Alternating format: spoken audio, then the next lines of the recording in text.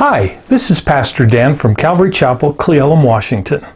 Today is the 71st birthday of Israel becoming a nation. And in commemoration of this day, I'd like to talk with you about a couple of things I mentioned in my prophecy update on December 31st, 2017. It relates to President Donald Trump officially and formally establishing Jerusalem as Israel's capital on December 6th of that same year. I'd like to suggest that him doing so was just as prophetic as it was historic. The reason I believe this is because of where this could ultimately lead in terms of Bible prophecy. The truth is that President Trump was not the first to recognize Jerusalem as the capital of Israel.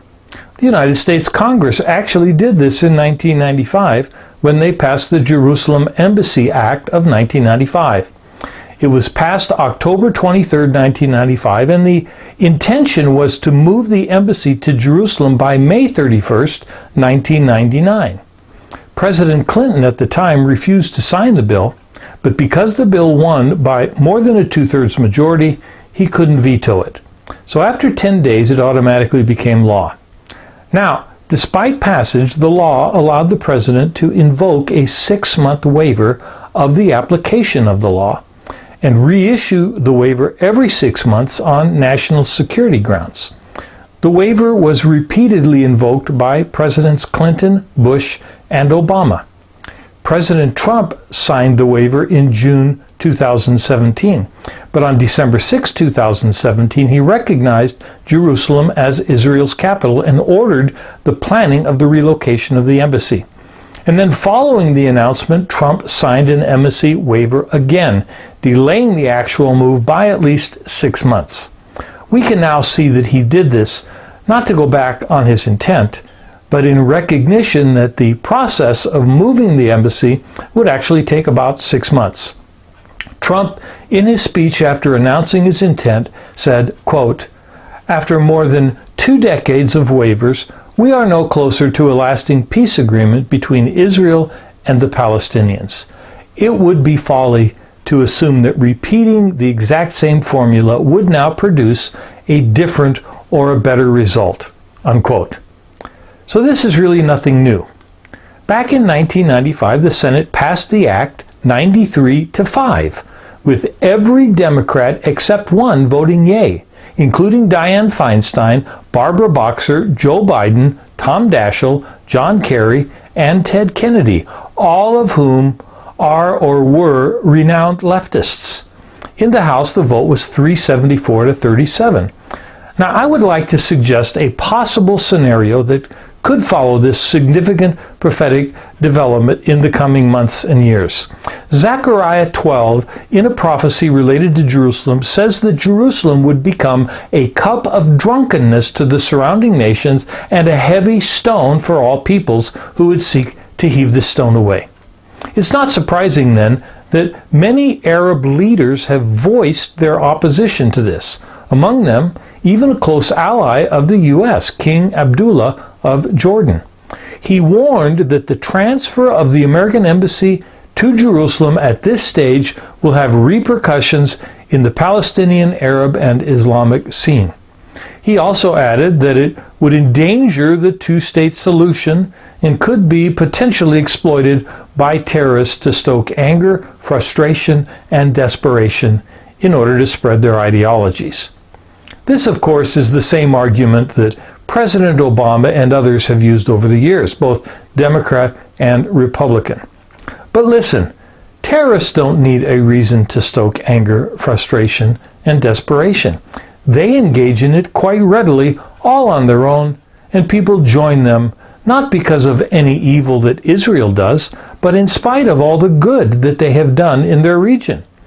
We shouldn't be too surprised, given a Jerusalem Post report on December 1st, 2017, about how 151 UN states voted to disavow Israeli ties to Jerusalem. Quoting the Post, quote, "The UN General Assembly voted overwhelmingly to disavow Israeli ties to Jerusalem as part of 6 anti-Israel resolutions that it approved on Thursday in New York. The vote was 151 in favor and 6 against, with 9 abstentions. Out of 166 nations voting, the 6 against were Canada, Marshall Islands, Micronesia, Nauru, the United States, and of course Israel. The resolution came as the Trump administration was rumored to be actively considering relocating its embassy to Jerusalem. The resolution stated that any actions taken by Israel, the occupying power, to impose the law's jurisdiction and administration on the holy city of Jerusalem are illegal and therefore null and void and have no validity whatsoever. The UN Secretary General on Thursday also approved a second of 6 resolutions that condemned Israeli settlement activity and called upon it to withdraw to the pre-67 line. This included leaving the Golan Heights, which Israel seized from Syria during the Six-Day War. Among the 6 resolutions was one sponsored by Syria, which condemned Israel's continued presence on the Golan Heights. Israel noted the absurdity of such a resolution at a time when the Syrian regime was using chemical weapons against its own citizens, while Israel was treating the wounded of that conflict who managed to cross its borders. And by the way, they did that for free. By the way, the UN has issued more resolutions against Israel than against any other nation. Up to 2013, the UN has issued at least 77 resolutions against Israel. This compares to about 7 against Iran, 1 against ISIS, and 1 against the PLO. Since 2006, the UN Human Rights Council has issued another 78 resolutions against Israel. So certainly the anti-Israel bias in the United States, in the United Nations that is well established. And it is so baffling because Israel is the only democracy of the 15 Middle Eastern countries and the only primarily Jewish country in the entire world, while the other Middle Eastern countries are all primarily Muslim. In fact, there are over 50 majority Muslim countries in the world, but only one tiny majority Jewish democratic country. It's the only Middle Eastern country that has any form of free speech or freedom of religion. The Arabs who live in Israel have more rights, have a higher standard of living, and have much more freedom than in any other Arab or Muslim country in the entire world. So why is there no room in this world for this one tiny little Jewish country about the size of New Jersey, according to so many people today? Why do so many people hate Israel today? It's because the nation of Israel today is a fulfillment of God's promises, and of course the devil hates that.